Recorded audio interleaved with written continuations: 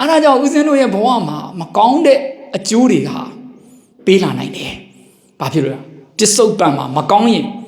အတိတ်ကမကောင်းကျိုးတွေကလူတိုင်းကိုပေးနိုင်တယ်။အဲ့အတွက်ဦးဇင်းတို့ကဒီမကောင်းကျိုးတွေကိုကာကွယ်ဖို့အတွက်ပထမဇောစေတနာတွေအားကြီးအောင်ဦးဇင်းတို့ကုသိုလ်တရားများလုပ်ရတယ်။သဘောပေါက်လားဦးဇင်းပြောတာဒီမကောင်းတဲ့ကံတွေအကျိုးမပေးခြင်းပစ္စုပန်မှာဦးဇင်းတို့ပထမဇောကံတွေကိုအကောင်းဆုံးဖြစ်အောင်တည်ထောင်ဖို့လိုတယ်။အဲ့ဒီပထမဇောကံတွေမှာအားအကြီးဆုံးကတော့ဝိပဿနာကျမ်းစာမှာရေးဝိပဿနာဉာဏ်သည်ပထမဇောကံတွေမှာအားကြီးတယ်အဲ့ဒီထက်ကောင်းတာကတော့မတ်ပေါ့ဗျာဟုတ်ပြီလားဒါပေမဲ့ဝိပဿနာဇောကလည်း9ကြိမ်ဇောတယ်မတ်ဇောကတော့9ကြိမ်မရှိဘူးမတ်ဇောက1ကြိမ်ပဲဇောတယ်ဒါကြောင့်မို့ပထမဇောစေတနာတွေမှာကြည့်မယ်ဆိုရင်ဝိပဿနာလောကီနယ်ဘက်မှာဝိပဿနာဉာဏ်ပထမဇောဟာအားကြီးဆုံးပဲကျမ်းစာထဲမှာမကောင်းတဲ့ဘေးအန္တရာယ်တွေကာကွယ်ပေးနိုင်တယ်ဒါကြောင့်တခါကြီးတို့မှယူတရားအားထုတ်ဖို့ဦးဇင်တိုက်တွန်းခြင်းတယ်မကောင်းကျိုးတွေမခံခြင်းဟုတ်ပြီလားမကောင်းမှုတွေမကောင်းတဲ့အကျိုးတွေအတန်တရာမှာလူတိုင်းရှိဦးဇင်တို့မှလည်းရှိ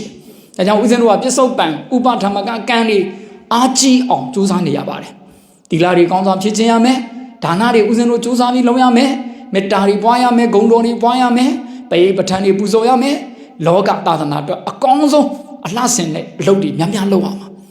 အကောင်းဆုံးကတော့တရားအားထုတ်တဲ့ကုသိုလ်ကံကတော့အကြီးကျယ်ဆုံးပဲအဲ့ဒီထဲမှာကြားလာတယ်မကြီးတွေဒါကြောင့်ဘာမှပတ်စံတစ်ချက်မှမကုန်တဲ့တရားအားထုတ်တဲ့အလုပ်ကြီးကိုဦးဇင်းတို့လူသားတွေဟာဘာဖြစ်လို့ပြင်းကြလာလဲဗျာ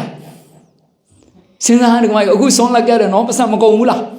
ကြည့်ရန်ကုန်ကနေလာကြတယ်ပတ်စံမကုန်ဘူးလားကုန်တယ်အခက်ခဲတွေမကြုံရဘူးလားလမ်းမှာကြုံရတယ်ဟိုစစ်ဒီစစ်နဲ့အဲ့ဒါအလဲဆုံး၅ချက်လေအလဲဆုံး၅ချက်ရေးအကျိုးပေးနေတာကိုဟုတ်တယ်မလားကိုလာပြီးငေါတဲ့ကောင်နဲ့ကိုနဲ့တော့ဘာမှမပတ်သက်ကိုလည်းဘာမှမလုပ်ပဲကိုလာပြီးကြည်တယ်ရန်သူလိုတခိုးလိုဟုတ်လားအဲ့ဒါအလဲဆုံးအားချက်အကျိုးပေးနေတာသူများတော့မကိရနဲ့ဟလားကိုကံကိုကြည်ပြီးဖြေသိမ့်လိုက်မတတ်တာဘူးလားအေးသဘောပေါက်လားတခါကြီးမိုက်ပြောချင်တာအဲ့ဒါပဲဦးစင်ပြောချင်တာဒါကြောင့်လွန်ကူနဲ့ဦးစင်တို့ရတဲ့အလုပ်ကိုလူတွေတမိုးမထားဘူးဦးစင်တို့ရဲ့ဗုဒ္ဓရဲ့ဘာသာမှာနော်ဓမ္မဝိနည်းသာသနာတော်ကြီးမှာဘာမှပတ်စံမကုန်မဲနဲ့ရတဲ့ကုသိုလ်တွေမရှိဘူးလားအဲ့ဒီကုသိုလ်ကအကြီးကျယ်ဆုံးကြီးဖြစ်နေတယ်နားလည်လားသိကြလားအလောက်ကြီးကျယ်တဲ့ဘာမှပတ်စံတစ်ချက်မှမကုန်တဲ့ကုသိုလ်တရားဟာဦးဇင်းတို့ဗုဒ္ဓဘာသာမှာရှိတယ်ဟုတ်ပြီနော်ဦးဇင်းတို့ဗုဒ္ဓဘာသာတထောင်စားလေးလေကြီးကျယ်တဲ့အဲ့ဒီကုသိုလ်ကိုရယူခွင့်ရှိတယ်ဟာလားပြည့်ရှင်မင်းကြီးလည်းရယူခွင့်ရှိတယ်ဟုတ်တယ်မလားမျက်နှာမလိုက်ဘူးဗုဒ္ဓရဲ့တရားတော်တွေဟာကျင့်တဲ့လူမှာတကယ်ချမ်းသာတယ်နော်တကယ်ဒီမှာယူရီသိကောင်းတယ်နော်အဲကြောင့်ဒီသမထဝိပဿနာသီလသမာဓိပညာအကျင့်ကြီးဟာပတ်စံမကုန်ဘဲနဲ့ကိုအကြီးကျယ်ဆုံးသောတန်ဖိုးဖြတ်လို့မရနိုင်ဆုံးသောနော်